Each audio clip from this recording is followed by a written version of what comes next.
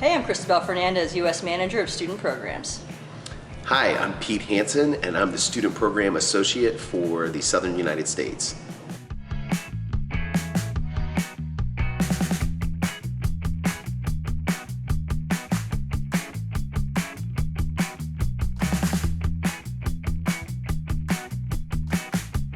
You know, Operation Smile is this Cleft organization. What do students have to do with it? Students have to do everything about it. The McGee's believe that, what are we doing in this world if we're not furthering it, if we're not educating and communicating and building these relationships across communities? And I think the Student Programs Department is so important to this organization. But I think other organizations as well should have a student component where they're thinking about the future. Well, and that's certainly one of the most wonderful aspects of the Student Programs Department is we are essentially passing the torch on to the younger generation of people who will be here when we're not, looking out for our patients and continuing the work of Operation Smile. Pete, bet you can't name the 4 pillars. Advocacy, education, service, and leadership. Nice job. Yes, thank you. I think in this department, in student programs, we talk a lot about how we're trying to help these students develop and become leaders, and in turn they're using Operation Smile as a vehicle to help those with cleft conditions.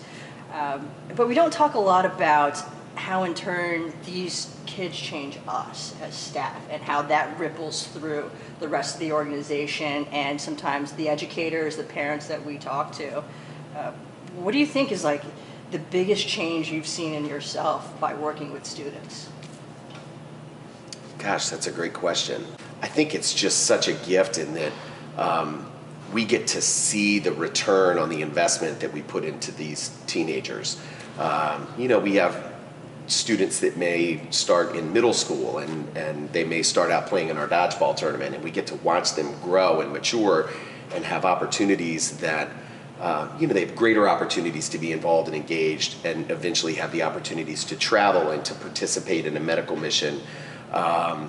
And again, I think just it's such a gift to me to be able to watch that maturation process and watch it all come full circle and see these kids, to see the light bulb go off and see them embrace being involved in this. That's the big reward for me. What impact have students made on Operation Smile's mission and work as a whole? What haven't they done for Operation Smile? I mean, we talk a lot about how these students and how we put effort into them growing as leaders, but it's what they give us in return as well. I think what they do is not only for those in our programmatic countries being a part of the medical missions, but for those in other countries that don't have missions, it's spreading the advocacy, it's the fundraising, the service they're giving in our name. But above all, I think what they're doing is they're going out into the world and they're sharing the skills that they've learned with us, whether that's public speaking, becoming a better leader, or just being a better person in general, and furthering that they are an ambassador for something greater than themselves. And I think the best part of our job really is the flip side of that too, that we're providing them the opportunity to grow, and we have our successes, but we also have our failures. No doubt. Some of these kids come to us and we have to put a lot of work into them. That's right. To get them to where they need to be. But that's the beauty of all of this growth, is that we're giving them an environment where it's okay to fail, that it's okay to try something new, because what we're fostering is thinking bigger, being bolder. And that's what the McGee's have always told us is, to be great, you have to do great things. And the foundation we're building is don't be afraid to fail.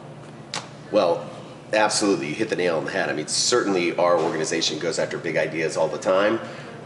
They don't necessarily always work, but you look at what the McGee's have been able to create since 1982, and it's amazing. And I tell students all the time, I say, listen, this might sound cliched to you, but if you work hard and you continue to pursue your goals, you can do things that change the world. And we know this is true because we have the opportunity to work side by side with people that have made a profound impact in changing the world. So, that's a great point. How do you think our work has impacted, the community, specifically those with cleft conditions? Because we have a bunch of students that were born with clefts, that know people or ingrained into it, and it's just maybe 5 years we've really focused, and they've started to come and be a part of our organization with the Cleft panel at the student conference and speaking. It was really heartfelt to hear these kids that have cleft conditions, that have had the surgeries, address a student body that doesn't have a cleft condition and ask them, why are you supporting our demographic? Why did you choose Operation Smile? Why did you choose to help someone like me? Well, it certainly has been a powerful and inspiring development in our department now that we have a pretty decent sized population of domestic and international students that were born with clefts that are now engaged with our student programs, that come to our student conference, and it's almost like they have a safe place where everyone who is around them is an advocate for them and understands their struggles, understands what they're going through.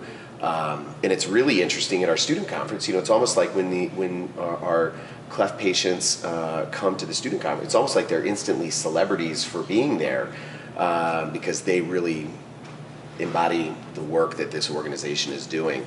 But I've never experienced anything as powerful as when our cleft students have that cleft panel and have the opportunity to stand on the stage at our leadership conference and talk to an audience full of people about their personal experiences and what it's been like, to grow up, having multiple surgeries and just all of the struggles and challenges that come along with having a cleft. Yeah. And a lot of our students are, say the top 10% of their class. Like, these are smart, driven kids. And somehow, some way, they've chosen us. And, it's our job to keep them engaged with the organization. And part of me feels like, we're a good time, this department. We have a lot of fun. We're lighthearted. Well, I think that we don't take ourselves very seriously, but we take what we do very seriously. I think we have a very lighthearted approach. And I think I think it has to be that way because we have to be able to be relatable to teenagers and middle schoolers and elementary schoolers, to work effectively with them. We can't be but so serious. Tell me, Christabelle, when you talk about engaging students, talk to me a little bit about how we engage students here in the United States, and are there any differences or is it similar? How do we engage students internationally? Yeah. So I would like to think Operation Smile is a big family, and that's how we kind of approach things. We approach things together because we're stronger that way. And so student programs is modeled very similar to that. We're in clubs, and so clubs are the schools. We want everyone to be working together in that way. And so the clubs fundraise, they do service projects, they reach out to the local communities, get donations, all of that. But really the biggest thing is we're asking these students to get together and make an impact for a much larger group. Absolutely. How many countries do you think we have student clubs in right now? Countries? Well, if I had a ballpark, I'd say we were probably in the 30 to 40s. Amazing. We have very strong contacts in Latin America, with Carlos and Gabby, our two staff members, being down there. They've done incredible work rallying together South and Central America to a point where they're actually having their own conference now. So they have a Latin American conference purely in Spanish to serve that demographic. They're very similar that most of them have missions in their countries. They've got that fiery Latino soul to them, and they have a good time there. The hope is that we can reach it all, and that the students will, eventually take over and be that force in Africa and Asia and Europe. And we want to make sure that the way we're spending our time is we're building quality students. And so it's a much slower process when you invest in people like that, but I think the fruitful gains really are much more worth it. Absolutely. Well, and to be able to tout that we have student clubs in 30 to 40 countries is an amazing thing unto itself. Yeah. I mean, we're talking a lot about, the grand things that we're doing. What do you do on a day-to-day basis, Pete? Gosh, there's never a dull moment here on a day-to-day basis for the Southern Region Associate here in Student Programs. I do a number of things. We have a lot that goes on in the local community here because Operation Smile is headquartered here. So really all of the schools in Hampton Roads, from elementary schools through high schools, most schools are engaged with us somehow and have student clubs. So I'm constantly in public and private schools, visiting with the clubs, talking to gatherings of students, and figuring out ways to get more people involved in what we're doing. There are a lot of events that go on here, and outside of that, I work with all of the clubs in the southern United States, so I'm really from Virginia down to Florida and over to just east of Texas. Every state in that region that has a club, I'm the link to headquarters for them. So always locally, something going on. You're kind of the face. You're representing Operation Smile when you go out into the schools, doing all these presentations. What's kind of the message that you like to leave every time you do one of these presentations? You talk to a school group or whoever it is. Like, what is the lasting thing you want them to hold on to with their time with you?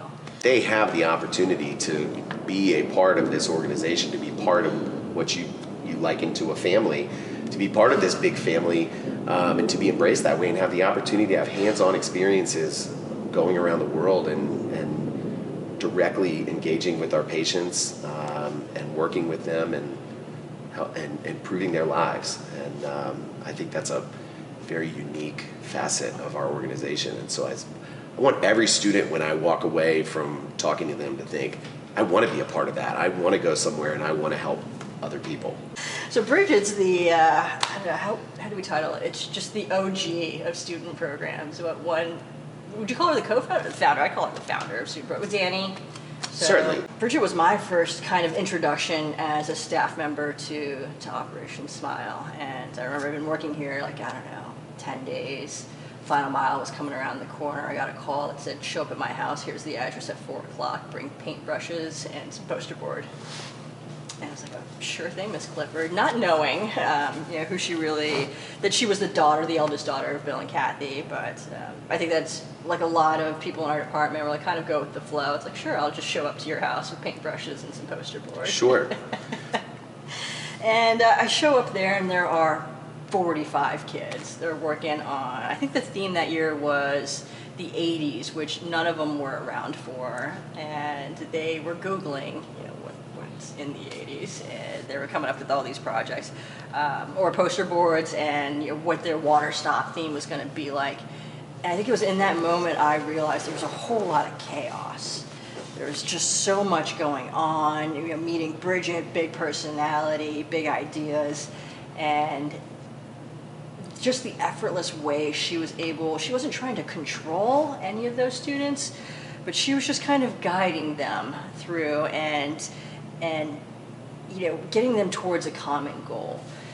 And I don't think I realized until much years later just kind of what that experience did, because at the surface, at the time, it was very like, oh, this is what I'm here to do. This is what I'm going to get paid to do. I'm going to be living this life for the foreseeable future. But much later, once I got into my own programs, it's like, no, this is how I should be handling myself in it. And it really set the tone for how I interacted with students as well, because they're a direct reflection of what we do and how we handle ourselves in this world. And I know a lot of them look to us as if we could be role models in their life, as we are people outside of their family and their schools in a place they choose to be, that we do have that impact on them. And I think Bridget, after all these years, has had an impact on me. And I think we're very fortunate that the person who had been an integral part in starting student programs is still involved in it after all of her kids. She's on her last one. I had Alec, and he's now 22. Riley's a sophomore in college. Will's about to go to college, and then Izzy, the baby, is going to be a junior or senior, and just see all her kids come through and her devotion and passion. And it's amazing to work with people like that. Well, it's always an adventure working with Bridget. And I think it speaks to what we just talked about, how sometimes, and it's, Bridget, I think, embodies the way Operation Smile approaches things. We go after big ideas sometimes, and you go into it thinking, I don't know if we're going to be able to pull this off. And then we do. We get all these students involved, like you talked about. There's 45 students there working on something, and sometimes we go after these ideas that you think, all right, well, here we go, and let's see what happens. And we always seem to, most of the time, find a way to succeed. And yeah, it's an adventure, and it's never a dull ride. And I think that's what the students learn from us as well. It's, we find, you just said it, we find a way, we succeed. There's a little like succeed kind of stutter in it, but it's finding the lessons in those big ideas that these students are learning. Maybe it's not a failure, maybe it's just a shift in perception that this is the great things that have come out of this, and to keep on going. Well, I often say that you never learn anything by doing it right the first time. And if we don't do something right the first time, if we've learned from it, then you fail forward and you try it again, and you keep after it. And yes, I mean, we give students certainly the exposure to success, failure, all of those things, but we're all forging forward together towards a common goal. Hi, I'm Laura. Hi, I'm Allie. Thank you so much for watching this week's episode of Behind the Smiles. We love that you're taking the time to learn more about the work we're doing to help children born with cleft around the world. And if you'd like to donate or volunteer, make sure to check out the links in the description box below. Don't forget to answer this week's question in the comments down below. And subscribe and hit that bell so you don't miss a video. We post every other Wednesday.